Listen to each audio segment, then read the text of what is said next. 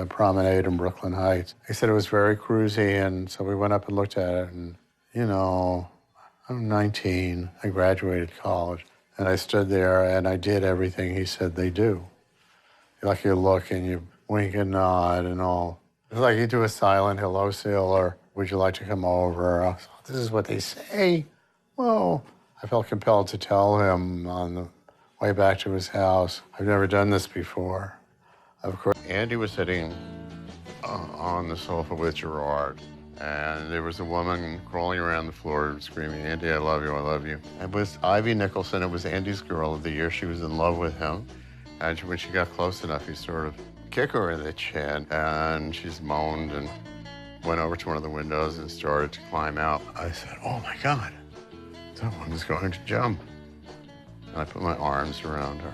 And then I said, there, you know, just don't do something so silly. And then, I don't know, she took a sleeping pill. Unless did someone give her a Quaalude.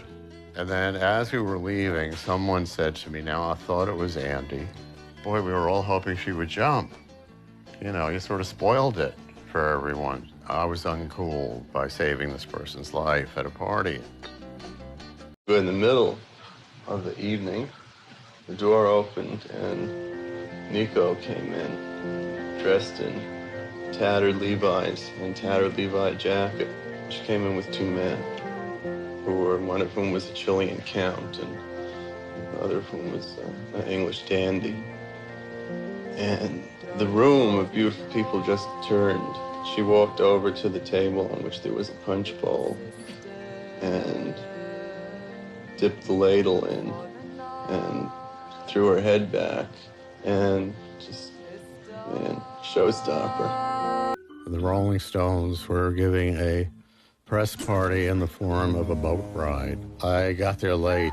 My photographer was the reason I was late because he arrived with no film and missed the fucking boat. The limo pulled up and Gloria Stavers got out. She was my arch rival then. She was like way number one in the field. This guy in a rowboat came up and said, "You two guys want to ride to that boat? It'll be $20. I said, "Gloria, you want to go in it?" She said, "I wouldn't pay 20 cents for the fucking Rolling Stones." I got back in her car and drove away. Some proper little Christian teenager saw this thing about Christianity, the word Christ or something, whatever. I guess these people juicing or drooling or whatever. I just cannot understand why I have to share this country with them. Actually, all in a thing with a socialist experiment. Twat steaming and ran to a disc jockey in, don't you know, it's got there's 3 states it could be, in Alabama. And he got outraged, and he went on the radio on his show and called attention to this blasphemy on the part of the beloved Beatles, because remember, and someone, as they say, looked out the window and said, "Wow, there's snow on the ground. Wow, it's Memphis, you know, the beloved city of Elvis and Son Studios." And they got closer and someone said, "That's not snow, it's the KKK. Oh, you know what the happy ending is? Lightning hit the radio station in Alabama and it fell down. It's the happy ending to the story. That's true. Isn't that great? So anyhow, the real end is that many years later when I, for a while, was acquainted with Paul socially because he was married to my dear friend Linda Eastman McCartney. And I said to him once, you know, "Paul, remember with the magazine, with the more popular?" "Yeah." I said, "That was me." And he said, "So you're the one." And things falling off them and too much eye makeup and a dopey glazed look.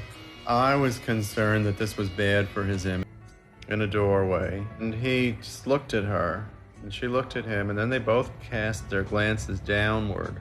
They stared at some imaginary spot on the floor in between them.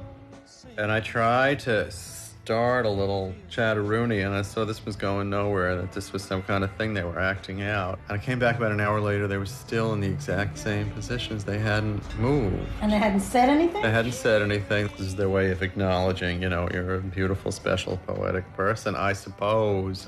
Edie was after I had some pills with me. I always traveled with a little drug case then. I hid them somewhere under a bed and under a mattress and between two blankets and another mattress, and she got them. She found them, and she took about half of everything that was there. I don't know how she did. I don't know when she was in the room, but she did it. She was magical. She was having an affair with Dino Valenti. She wrote, "Come on, everybody, shine on your brother, let's love one another." And the evening wore by, and the day wore by, and he and I went up to the room, and we started smoking a lot of hash. I started making a major speech to him about, I have these things in mind for you, and life is a roller coaster, and stardom is a trip, and I didn't know what I was doing. I was just sounding like every movie I had ever seen about, what's in store and play the game. And he would just open his palm about every 5 minutes and ask for another drug. Incredible amount of hash. About 6 hits of Orange Sunshine. Nobody in those days got scared about, taking too much or dying. I was scared. I thought he was going to die. I had never seen. This was like a month. This was enough drugs for me and everybody I met in 2 weeks in California. But you kept giving it to him. And I kept giving to him. He wouldn't answer. And I would say, well, what do you think about that? Flight of brilliance, Jim. Got any more acid, man?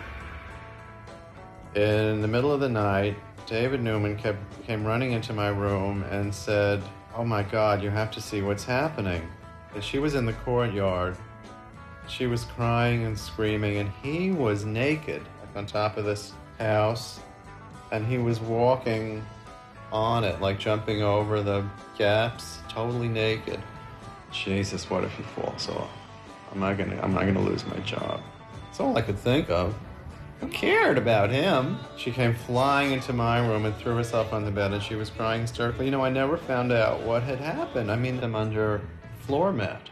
The next morning dawned, and he said, "Give me my car keys." And I said, "No, you're in no condition to drive." And Nico and Edie suggested we go over to some friend of theirs' house who had a swimming pool. And we got to this house. He didn't have a bathing suit.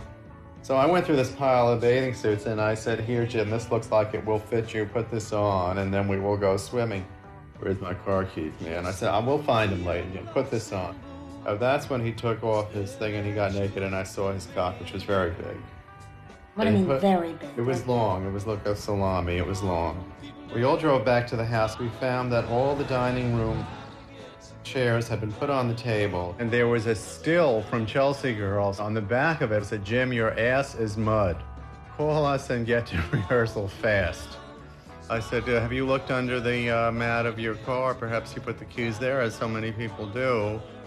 And he gave me a look like, "Oh, so that's where you hit him." And he got him, and he drove away. And he hated me from that point on. He was constantly trying to get Jack Holzman to fire me. Why? From Elektra Records. Well, because And I went, and he vomited on me.